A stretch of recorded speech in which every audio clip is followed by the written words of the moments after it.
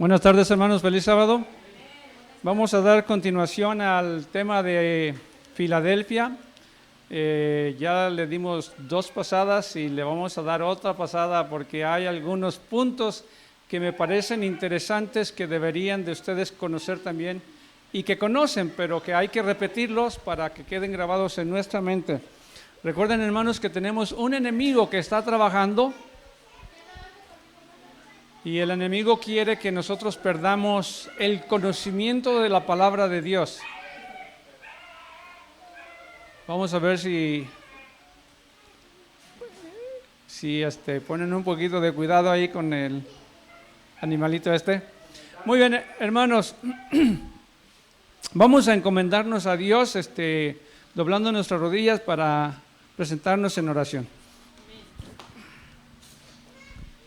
Padre nuestro que está en los cielos, una vez más venimos delante de su presencia para pedirle su presencia, para pedir su espíritu que nos guíe a toda verdad, que ilumine nuestra mente, nuestro entendimiento, nos dé libertad de palabra y de pensamiento.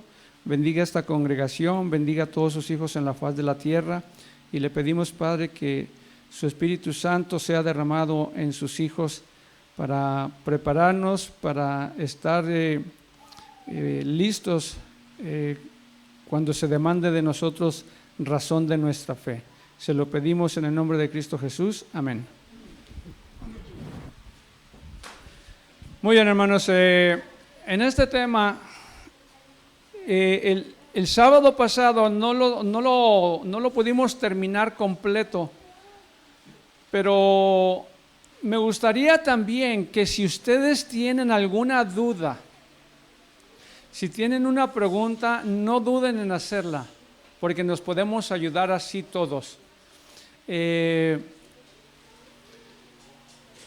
mensaje a Filadelfia, como ustedes recordarán, que se encuentra en Apocalipsis 3, versículos 7 y 8, dice estas palabras: escribe al ángel de la iglesia en Filadelfia. E hicimos énfasis en las palabras que siguen adelante. Esto dice el santo, el verdadero, el que tiene la llave de David, el que abre y ninguno cierra, y cierra y ninguno abre. Yo conozco tus obras, he aquí he puesto delante de ti una puerta abierta, la cual nadie puede cerrar, porque aún tienes poca fuerza. Has guardado mi palabra y no has negado mi nombre. El énfasis lo hicimos en las palabras que sobresalen en color. Esto dice el santo, el verdadero, el que tiene la llave de David. Recuerden, hermanos, que nos enfocamos bastante en el que tiene la llave de David. ¿Por qué razón lo hicimos? ¿Quién recuerda por qué razón lo hicimos? ¿Quién tiene la llave? ¿A quién se le prometieron las llaves? A Pedro, ¿verdad? Pero acá en Apocalipsis nos dice que es el Señor Jesús que tiene la llave. Y vimos que si ciertamente Pedro tiene la llave, no era exclusivo de Pedro, era de todos los apóstoles, y no solamente de todos los apóstoles, sino de todos aquellos que vinieron reconociendo el mensaje de salvación de nuestro Señor Jesucristo. Así que vamos a repetir estos 2 versos que vimos el sábado pasado.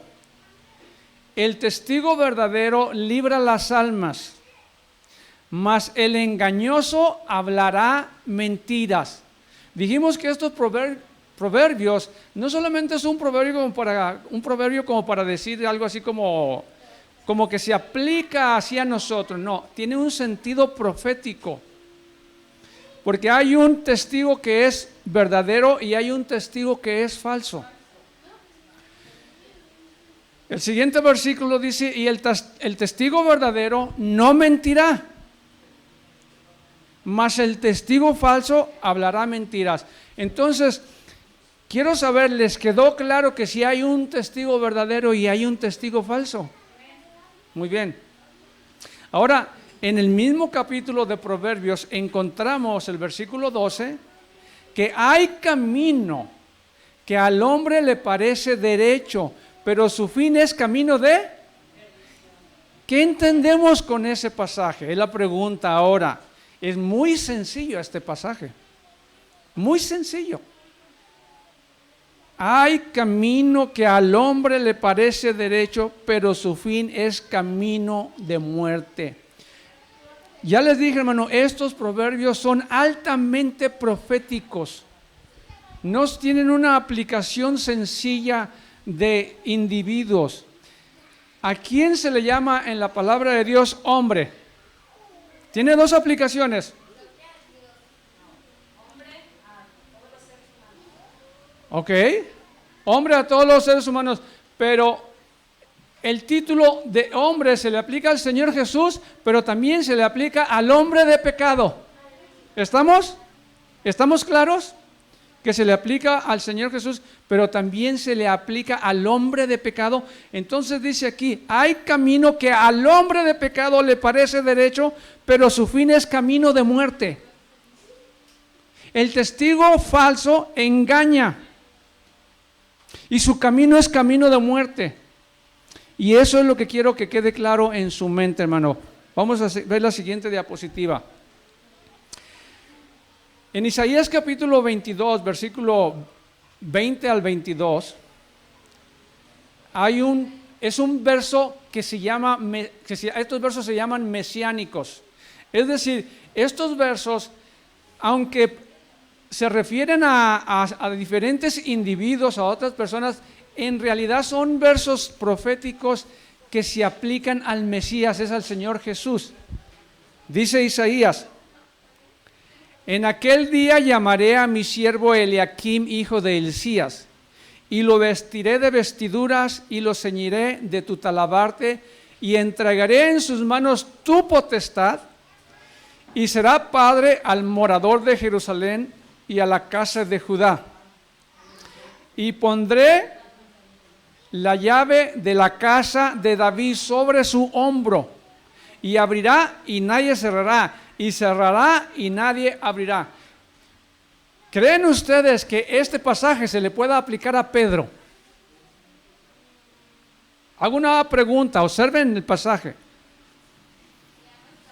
No está el pasaje. Dame la diapositiva, Hedy, la segunda, por favor. En aquel día llamaré a mi siervo Eliakim, hijo de Hilcías, y lo vestiré de tus vestiduras, y lo ceñiré de tu talabarte, y entregaré en sus manos tu potestad. Y será padre al morador de Jerusalén y a la casa de Judá. Y pondré la llave de la casa de David sobre su hombro, y abrirá y nadie cerrará, cerrará y nadie abrirá. Hay posibilidades de que este pasaje se le aplique a Mateo 16, 18, es decir, que se le aplique a Pedro como siendo Pedro el que tiene la llave. ¿Hay alguna posibilidad? Ustedes digan, yo no encuentro en ninguna manera que esto se le pueda aplicar a Mateo 16, 18, como si fuera que Dios le está diciendo este pasaje, a Pedro le voy a entregar la llave. Vea el cumplimiento, lo tenemos en el mensaje a Filadelfia. ¿Quién es el que tiene la llave? Claro, son versos mesiánicos. Escribe al ángel de la iglesia en Filadelfia. Esto dice el santo, el verdadero, el que tiene la llave de David, el que abre y ninguno cierra, y cierra y ninguno abre. Entonces, Isaías 22, 20 y 22, ¿a quién se le aplica? ¿Al Señor Jesús o al apóstol Pedro? ¿Es claro? Es clarísimo. Incluso yo conozco tus obras. He aquí he puesto delante de ti una puerta abierta, la cual nadie puede cerrar, porque aún tienes poca fuerza, has guardado mi palabra y no has negado mi fe. Ahora recuerden que los mensajes a las 7 iglesias representan el periodo o los 7 periodos por los cuales ha pasado la experiencia del pueblo de Dios. Y ahorita estamos en la experiencia y el tiempo de Filadelfia. que es de 1833 o 1830, si ustedes quieren, no necesita ser un año así específico, ¿no? Hasta 1844.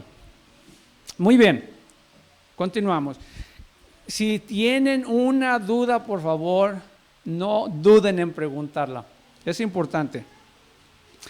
Vimos también el pasaje de Mateo 23:9. Dame la siguiente diapositiva, Gedi. Que dice Mateo 23:9.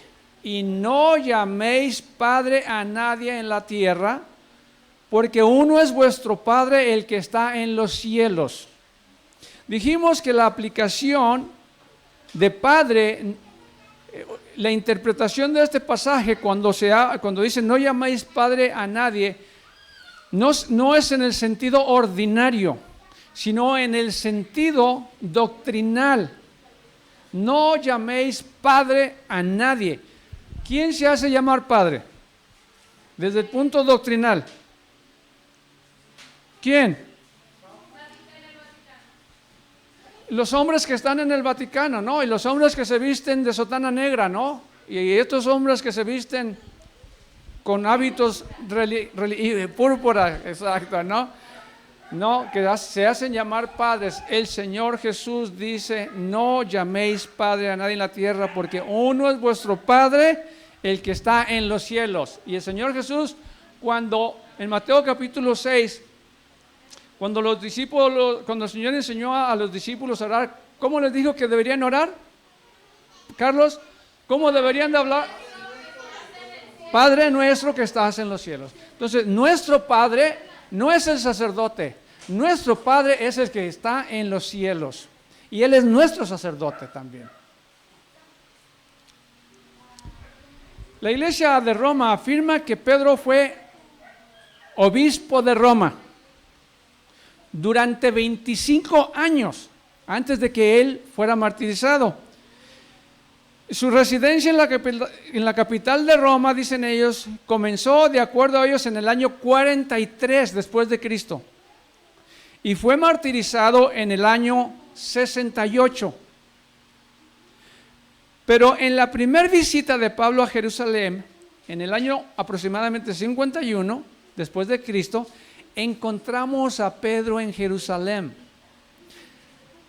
De acuerdo a la teoría romanista, Pedro debe de estar en Roma. ¿Quién fundó la iglesia de Roma? Es una pregunta. ¿Quién fundó la iglesia de Roma? ¿Quién sabe? ¿Carlos? No tengas miedo. ¿Tú cómo sabes? ¿Te viene normal la idea así? No, la iglesia nos ha enseñado que Pedro fundó la iglesia de Roma. ¿Será cierto que Pedro fundó la iglesia de Roma?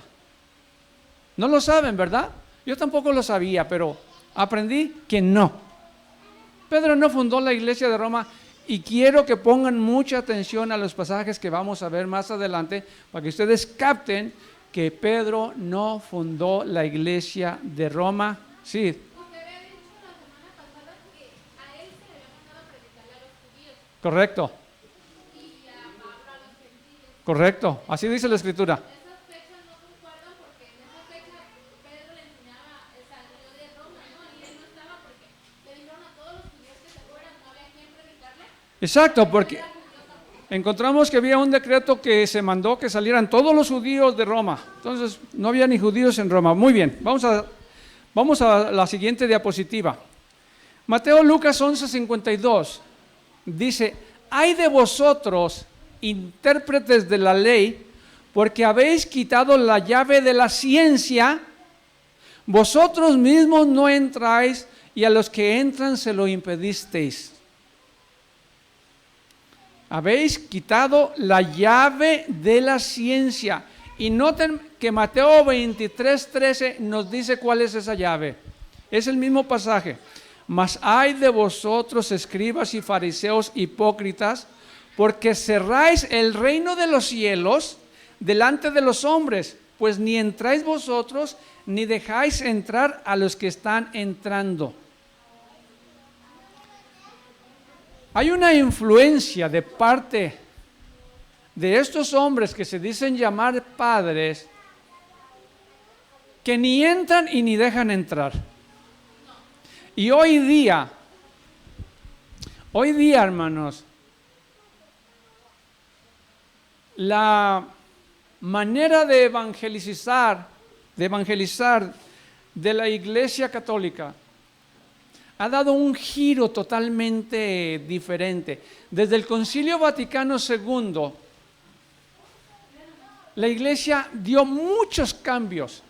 Entre ellos, hoy, incluso los sacerdotes pueden andar vestidos como civiles y dar la misa como si fuera un civil. Es decir, así, vestidos así nomás. Cosa que no se permitía anteriormente. Hoy sí, pueden estar así vestidos. No, o sea, no quiere decir que ya no la usan, sí la siguen usando, pero aún pueden oficiar una misa así como civiles, como con vestimenta normal. Pero bueno, eso no es tan importante realmente.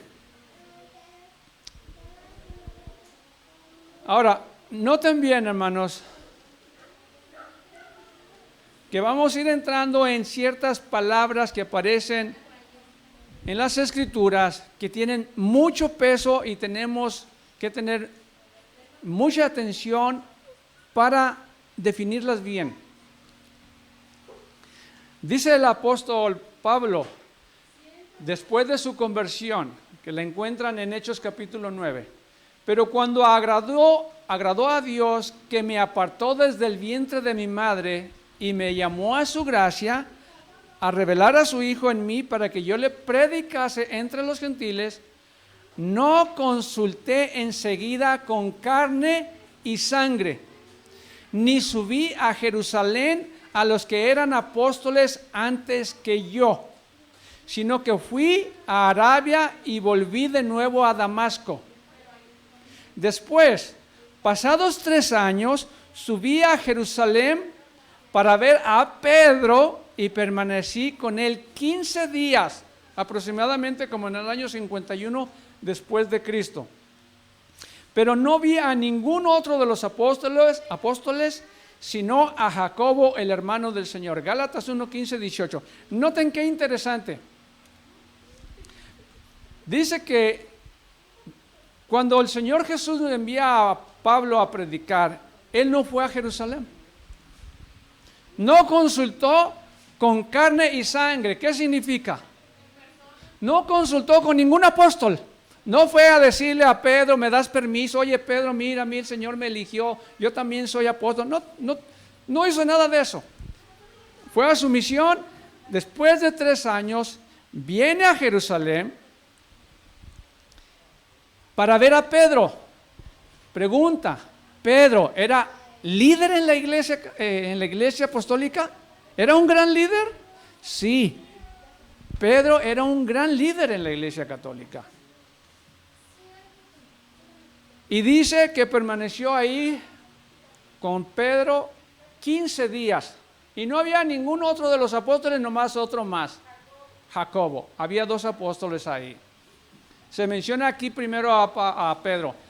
Déjenme decirles, hermanos, que en la apologética, aquellos que defienden la fe católica, le dan, cada vez que ellos encuentran el nombre de Pedro, y Pedro es el primero en hacer ciertas actividades, dicen, el jefe, el pontífice, y no necesariamente es así. La siguiente diapositiva nos dice, sigue diciendo el apóstol Pablo, en Gálatas 2, capítulo 1, dice, después, pasados 14 años, aproximadamente en el año 65 después de Cristo, subí otra vez a Jerusalén con Bernabé, llevando también conmigo a Tito. En mi Biblia tengo una nota que dice, Pablo llegó a Roma en el año 60-61 después de Cristo. La tradición afirma que murió ahí en el año 67-68, en el mismo año en que supuestamente Pedro fue martirizado también. Pero dice aquí que después de 14 años viene otra vez Pablo a Jerusalén y se encuentra con los apóstoles. Dice Gálatas 2:9, reconociendo la gracia que me había sido dada, es decir, reconocieron que el Señor me tomó como un apóstol, que fui a predicar a los gentiles. Dice, reconociendo la gracia que me había sido dada, Jacobo, Cefas y Juan, que eran considerados como ¿qué? Como columnas, nos dieron a mí y a Bernabé la diestra en señal de compañerismo para que nosotros fuésemos a los gentiles y ellos a la circuncisión. Si Pedro estableció la iglesia en Roma, ¿qué está haciendo en Jerusalén? Él debería estar en Roma. Y de acuerdo a la nota que leímos, supuestamente Pedro está en Roma desde el año 43 hasta su martirio, el año 68. Pero aquí lo encontramos otra vez en Jerusalén. Ya van 2 veces que encontramos anteriormente a Pedro, 14 años antes, estaba en Jerusalén también, porque Jerusalén era el centro del cristianismo, no era Roma. Hechos capítulo 15, versículo 1 y 2, esto encontramos aquí lo que se llama el primer concilio de Jerusalén. Y fue convocado por una cuestión doctrinal. Dice Pablo, entonces algunos que venían de Judea enseñaban a los hermanos, si no os circuncidáis conforme al rito de Moisés, no podéis ser salvos. Como Pablo y Bernabé tuviesen una discusión y contienda no pequeña con ellos, se dispuso que subiesen Pablo y Bernabé a Jerusalén y algunos otros de ellos, ¿a quién? A los apóstoles y a los ancianos para tratar esta cuestión. Si Pedro era el principal apóstol, ¿no lo tendrían que haber mandado a Pablo con Pedro? Pero ¿a dónde lo están mandando los demás discípulos? Con los apóstoles y con los ancianos, lo cual significa que la clase de gobierno en la iglesia cristiana no es monárquica, de que tengas un monarca, no es jerárquica, de que tengas un jerarca. Exactamente, podríamos ser una iglesia democrática, no una jerarquía. Los apóstoles, para que fueran con ellos a los apóstoles y los ancianos, no a Pedro. Sigue diciendo Hechos 15, 5 y 10, pero algunos de la secta de los fariseos que habían creído se levantaron diciendo, es necesario circuncidarlos y mandarles que guarden la ley de Moisés. Y se reunieron los apóstoles y los ancianos para conocer de este asunto. ¿Quién se reunió? Los apóstoles y los ancianos. Y después de mucha discusión, Pedro se levantó y les dijo, varones hermanos, vosotros sabéis cómo ya hace algún tiempo que Dios escogió que los gentiles oyesen por mi boca la palabra del evangelio y creyesen. Y Dios, que conoce los corazones, les dio testimonio, dándoles el Espíritu Santo lo mismo que a nosotros. Y ninguna diferencia hizo entre nosotros y ellos, purificando por la fe sus corazones. Ahora pues, ¿por qué tentáis a Dios poniendo sobre la cerviz de los discípulos un yugo que ni nuestros padres ni nosotros hemos podido llevar? Aquí vemos que el apóstol Pedro otra vez es el primero que se menciona. Y en esta reunión, cuando había mucha discusión, él se levanta, no porque sea el Papa, no porque sea el principal, no porque sea el mayor, sino porque el Señor le había dado una experiencia especial al apóstol Pedro cuando Cornelio tuvo una revelación o una visión. Se le apareció un ángel que le dijo, ve y traiga que venga Pedro para que le anuncie el evangelio, ¿no? Entonces, aquí es lo que está diciendo Pedro, está contando esa experiencia cuando él fue con Cornelio, que le encuentran en capítulo 10 de los Hechos. No porque él sea mayor, ¿ok? Dice aquí, Hechos 10, 25, 28. Cuando Pedro entró, salió Cornelio a recibirle y postrándose a sus pies adoró, mas Pedro le levantó diciendo, levántate, pues yo mismo también soy hombre. Y hablando con él, entró y halló a muchos que se habían reunido y les dijo, vosotros sabéis cuán abominable es para un varón judío juntarse o acercarse a un extranjero, pero a mí me ha mostrado Dios que a ningún hombre llame común o inmundo. ¿Sí recuerdan aquella visión, no? Cuando se le mostró un lienzo con todos los animales, cuadrúpedos, etcétera, animales inmundos, y le decía, Pedro, mata y come. Y dice, Señor, nunca he comido cosa común o inmunda. Entonces 3 veces se le presentó esta visión hasta que entendió que el mensaje que Dios quería darle a Pedro era esta experiencia de compartir el mensaje con los gentiles. Pero noten la mentalidad judía. La mentalidad judía se puede ver a través de lo que está diciendo Pedro. Cuando dice, vosotros sabéis cuán abominable es para un varón judío juntarse o acercarse a un extranjero o a un gentil. Había Dios dicho que era abominable para un judío juntarse con un gentil. ¿Hay algo en la escritura que diga que no te juntes con ellos porque ellos están sucios, son inmundos? No, pero esa era la mentalidad de ellos y Pedro tenía esa mentalidad equivocada, ¿ok? Ahora, hermanos, hay que entender que supuestamente Pedro, si él es mayor que los apóstoles, si él es el pontífice, si él es el principal, él debería saber todas estas cosas. No solamente esto. Recuerden que la iglesia tiene un dogma, hermana Catalina, un dogma que se llama el dogma de la infalibilidad papal. Entonces, nos dicen los defensores de la supremacía de Pedro, que Pedro no dice, el Señor no dice que Pedro no va a pecar o que los papas no van a pecar, sino que van a ser infalibles. Pero ¿qué vemos en la Escritura? ¿Fue Pedro infalible? En ningún momento. Y sigue la controversia ahí en Hechos capítulo 15, ¿no? El debate en este concilio.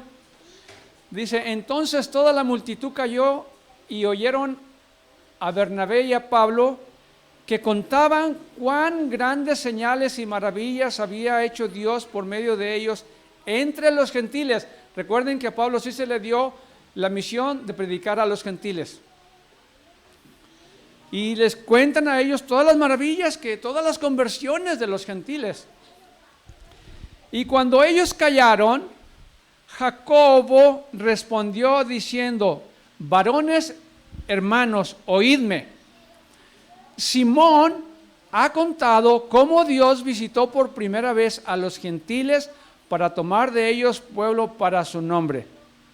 Y con esto concuerdan las palabras de los profetas, como está escrito, después de esto volveré y reedificaré el tabernáculo de David que está caído y repararé sus ruinas y lo volveré a levantar, para que el resto de los hombres busquen al Señor y todos los gentiles sobre los cuales es invocado mi nombre. Noten aquí dos cosas.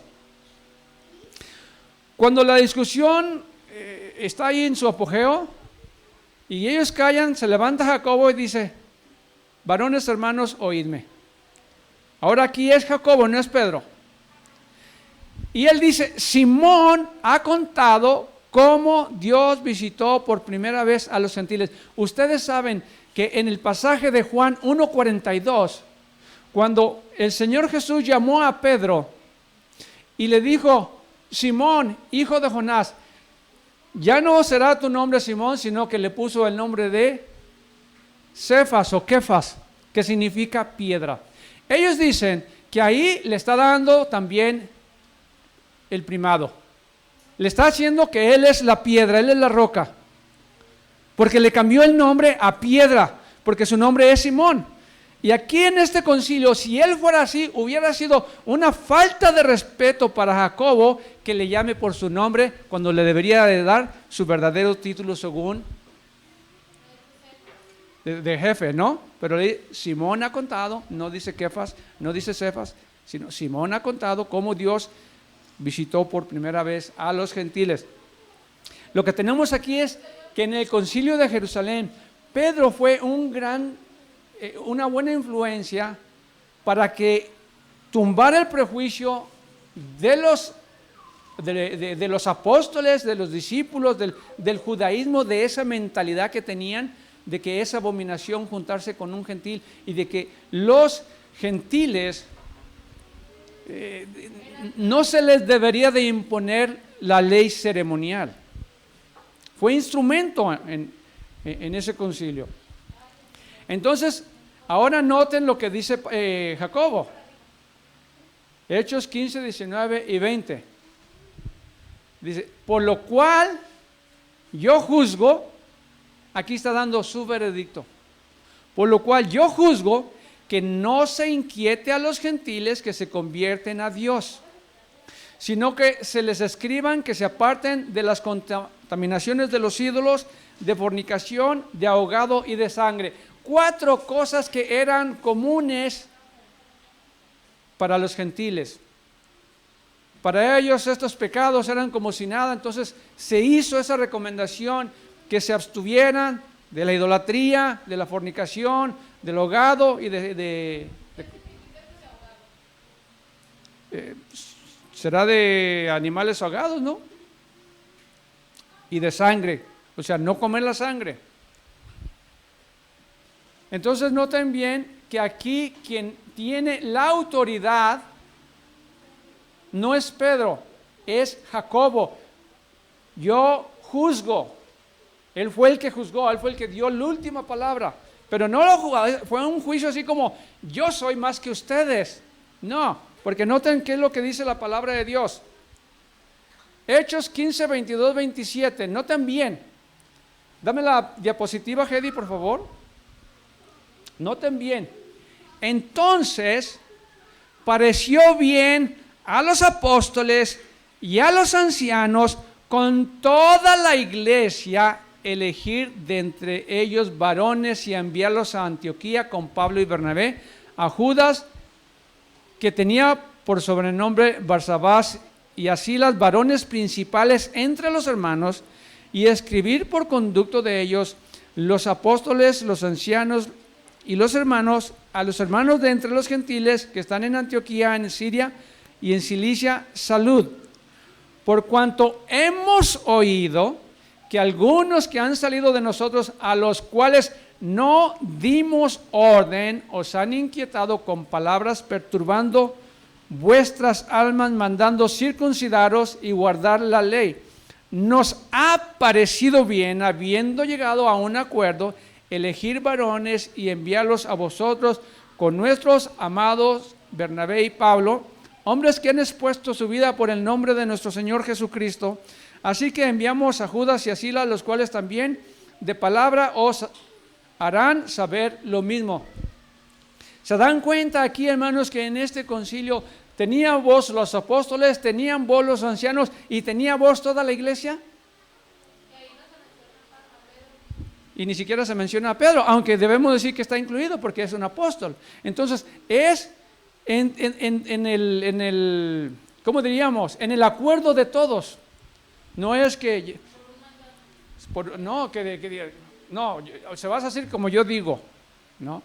Pero si fuera así, está a la cabeza Jacobo, porque Jacobo dijo, yo juzgo. Entonces, si alguien juzgó, fue Jacobo y no fue Pedro. Y tenemos ahora otro incidente, ¿no? Dice en Gálatas capítulo 2, versículo 11-14, dice, pero cuando Pedro vino a Antioquía, Pablo, le resistí cara a cara porque era de condenar. Era de condenar, porque recuerden que Pedro en esa reunión de Jerusalén, él dio su testimonio, fue muy valioso su testimonio para que se entendiera la cuestión de si los gentiles deberían de ser circuncidados, si deberían ser parte del pueblo de Dios, etcétera, etcétera. Y dice aquí que Pedro era de condenar, pues antes que viniesen algunos de parte de Jacobo, comía con los gentiles, pero después que vinieron se retraía y se apartaba, porque tenía miedo de los de la circuncisión.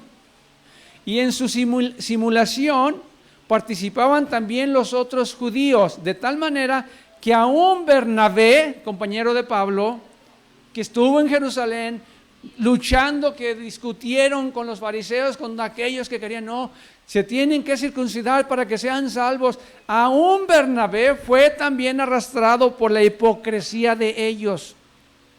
Hipocresía porque sabían que no aplicaba la discriminación a ellos, sabían que ellos eran pueblo de Dios.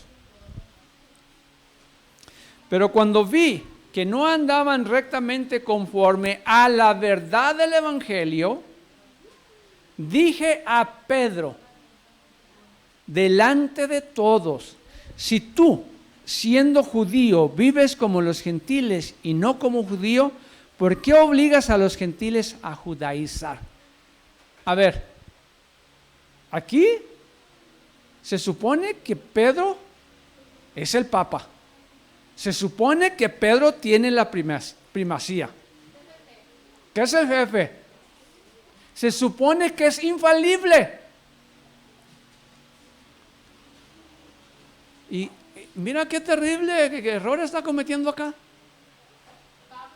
Habiendo tenido una visión, habiendo dado su consejo en el concilio de Jerusalén, y acá ahora, porque venían unos de parte de Jacobo, dijo, no me vayan a después decir que yo también formé parte mejor.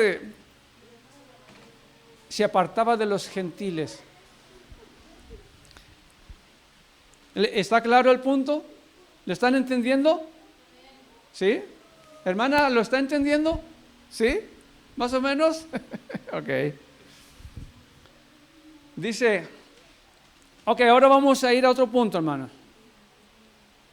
No negamos, les mencioné la semana pasada, no negamos que Pedro alguna vez haya visitado Roma. No negamos.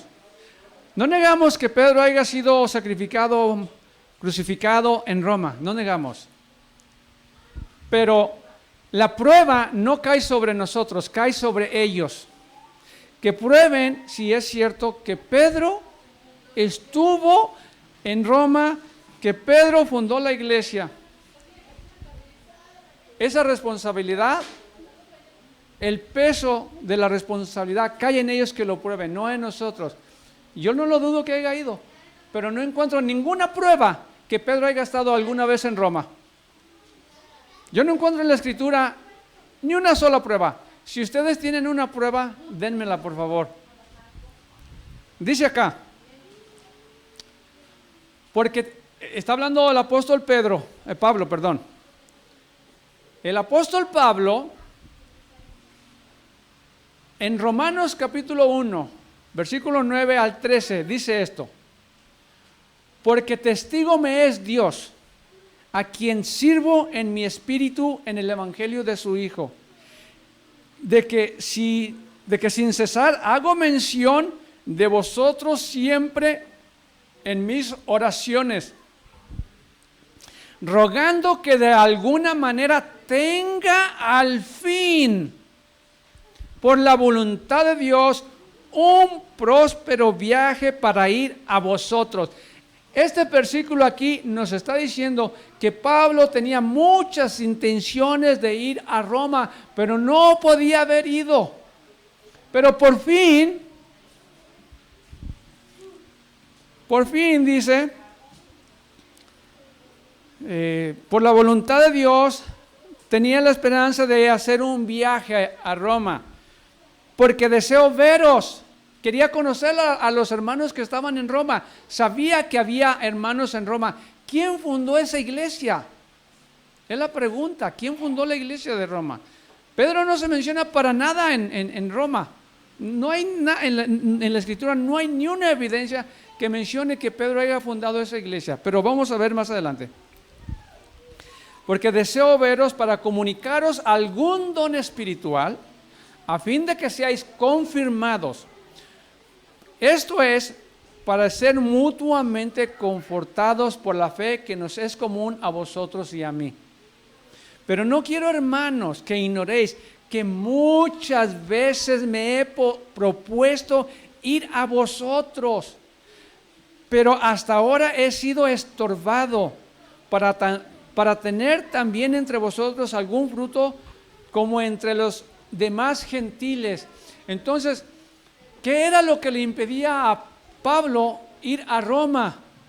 Le impedía que Pablo estaba predicando en toda el Asia Menor, en Macedonia, en todas esas áreas, y mientras él se le abrían puertas, él seguía llevando el evangelio,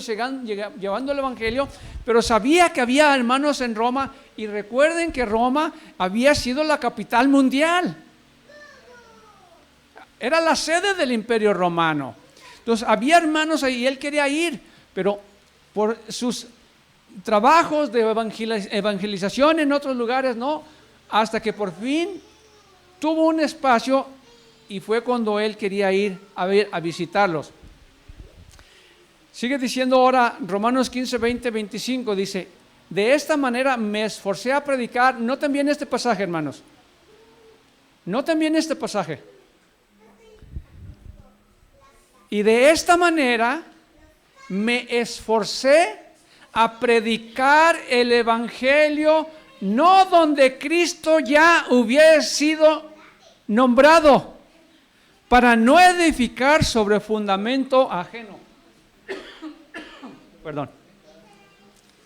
Sino, como está escrito, aquellos a quienes nunca les fue anunciado acerca de él verán, y los que nunca han oído de él entenderán. Por esta causa me he visto impedido muchas veces de ir a vosotros. Perdón. Pero ahora, no teniendo más campo en estas regiones y deseando desde hace muchos años ir a vosotros, cuando vaya a España, iré a vosotros, porque espero veros al pasar y ser encaminado allá por vosotros una vez que haya gozado con vosotros. Mas ahora voy a Jerusalén para ministrar a los santos. Entonces, hermanos, noten aquí lo que está diciendo el apóstol Pablo, las primeras líneas. Pablo no predicaba donde otro apóstol ya había predicado. Él era el que abría el campo. Él era el que iniciaba. Él era el que establecía las iglesias. Es decir, en Roma, aunque sí había algunos hermanos ahí, todavía no estaban organizados, por así decirlo. Entonces, él quiere ir para allá. Entonces, en Romanos capítulo 16:3, dice él, escribiéndole a los hermanos de Roma, hermana Catalina, escribiéndole a los hermanos de Roma, dice, saludad a Priscila y Aquila, mis colaboradores en Cristo Jesús. Entonces, Priscila y Aquila estaban en Roma. Los manda a saludar. Saluda también a la iglesia de su casa. El apóstol Pablo, en el capítulo 16 de Romanos, que el capítulo el libro de Romanos nomás tiene 16 capítulos, en el capítulo 6 están los saludos a los hermanos de Roma. Manda a saludar a más de 27 hermanos, incluyendo iglesias de casa, como es aquí este caso, la iglesia de la casa de Priscila y de Aquila. De estos 27 hermanos que manda a saludar, no aparece Pedro. ¿Se le olvidó? ¿Se le habrá olvidado? Entonces, esto nos prueba que Pedro, Carlos, no estaba en Roma, o estaba. Manda a saludar a más de 27 hermanos y a hermanos que están en general en sus casas, porque ya tienen algunas. Y no aparece Pedro por ningún lado. No aparece Pedro por ningún lado y no lo manda a saludar porque Pedro no está en Roma. Ahora, cuando Pablo está en Roma y escribe una carta a Timoteo, cuando escribe una carta dice, os saludan Timoteo, mi colaborador, y Lucio, Jason y Sosípater, mis parientes. Yo Tercio,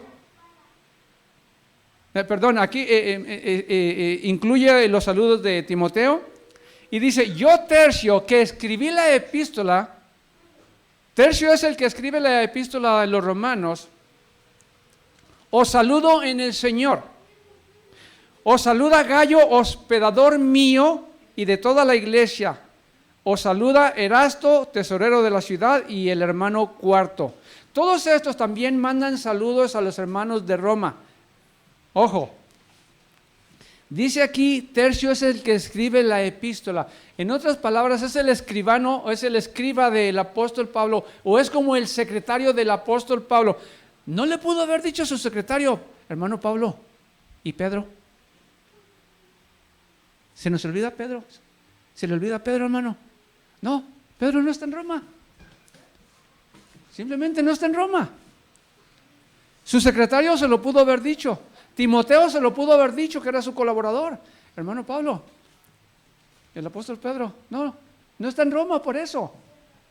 O Gayo que era su hospedador.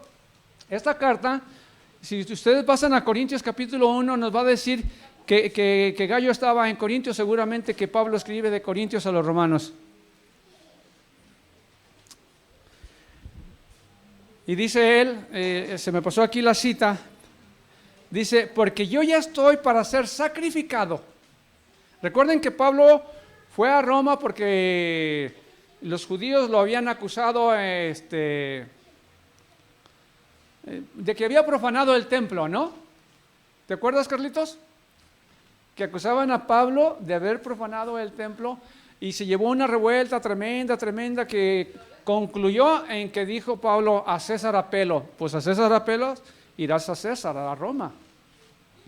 Entonces, en su cuando estuvo allá en Roma, se le dio cierta libertad. Pero dice acá, porque yo ya estoy para ser sacrificado. O sea, él ya miraba su sentencia de muerte en Roma. Y el tiempo de mi partida está cercano. He peleado la buena batalla, he acabado la carrera, he guardado la fe. Por lo demás, me está guardada la corona de justicia, la cual me dará el Señor juez y justo en aquel día. Y no solo a mí, sino también a todos los que aman su venida. Entonces, el apóstol Pablo ya sabía que su sentencia ya estaba. Entonces, ahora sí, Pablo le escribe una carta de Roma a Timoteo y le dice, En 2 de Timoteo capítulo 4, versículo 9 al 11 le dice a Timoteo, procura venir pronto a verme. Ven pronto a verme. Sabía que ya estaban por ejecutarlo. Procura venir pronto a verme, porque Demas me ha desamparado, amando a este mundo, y se ha ido a Tesalónica. Uno de los discípulos o uno de los acompañantes de Pablo apostató y abandonó la fe, Demas. Crescente fue a Galacia y Tito a Dalmacia. Solo Lucas está conmigo. ¿Y Pedro? ¿Qué pasó? ¿Dónde está Pedro? No está. No está Pedro. Entonces solo Lucas está conmigo. Toma a Marcos y tráele contigo, porque me es útil para el ministerio. A Tíquico lo envié a Éfeso. 2 Timoteo 4, 9 al 11. Y en 2 Timoteo 4, 16 le dice: en mi primer defensa,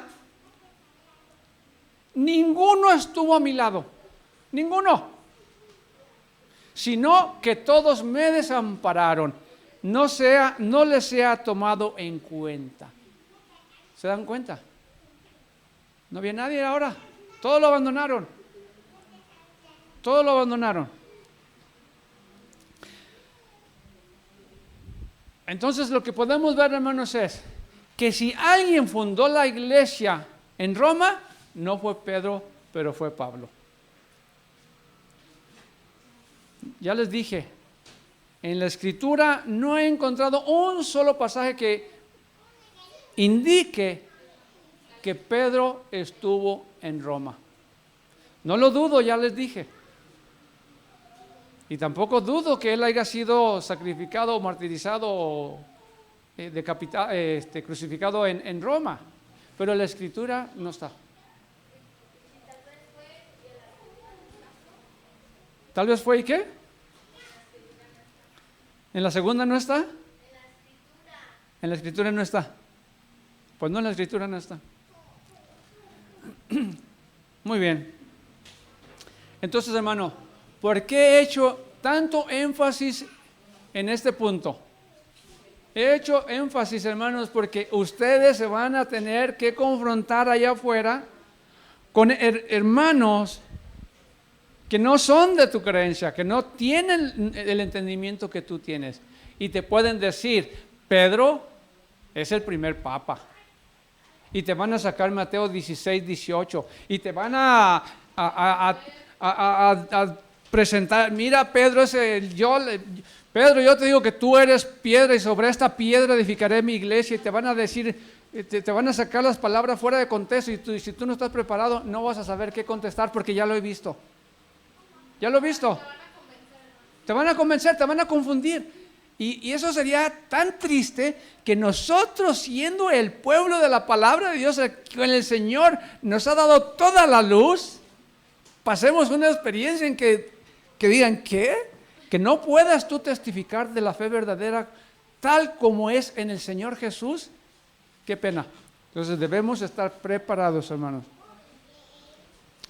Entonces sigue diciendo ahora, quiero ahora hacer énfasis en las verdades que Dios le delegó a la iglesia del periodo de Filadelfia, que ya dijimos es el periodo de 1833-1844. Dios le dio verdades sublimes profundas que tenemos que ver, pero desafortunadamente el tiempo se acabó. Entonces, eso lo dejaremos para el siguiente sábado, si Dios nos da licencia. Solamente leo el pasaje y les voy a hacer una referencia porque me queda 1 minuto y medio. Apocalipsis 3, 10, 12, mensaje a Filadelfia. Por cuanto has guardado la palabra de mi paciencia, aquí está la paciencia de los santos, los que guardan los mandamientos de Dios y tienen la fe de Jesús. Recuérdense ese verso también. Porque en la iglesia de Filadelfia, la experiencia de los cristianos de la iglesia de Filadelfia, ya les dije que no termina en 1844, pero alcanza hasta el final, junto con la iglesia de la Odisea. Por cuanto has guardado la palabra de mi paciencia, es el mensaje a Filadelfia. Yo también te guardaré de la hora de la prueba que ha de venir sobre todo el mundo entero, para probar a los que moran sobre la tierra. He aquí yo vengo pronto. Retén lo que tienes para que ninguno tome tu corona. Al que venciere, yo le haré columna en el templo de mi Dios. No te olvides de estas palabras. Y nunca más saldrá de ahí, y escribiré sobre él el nombre de mi Dios y el nombre de la ciudad de mi Dios, la nueva Jerusalén, la cual desciende del cielo de mi Dios, y mi nombre nuevo. Aquí hay cuatro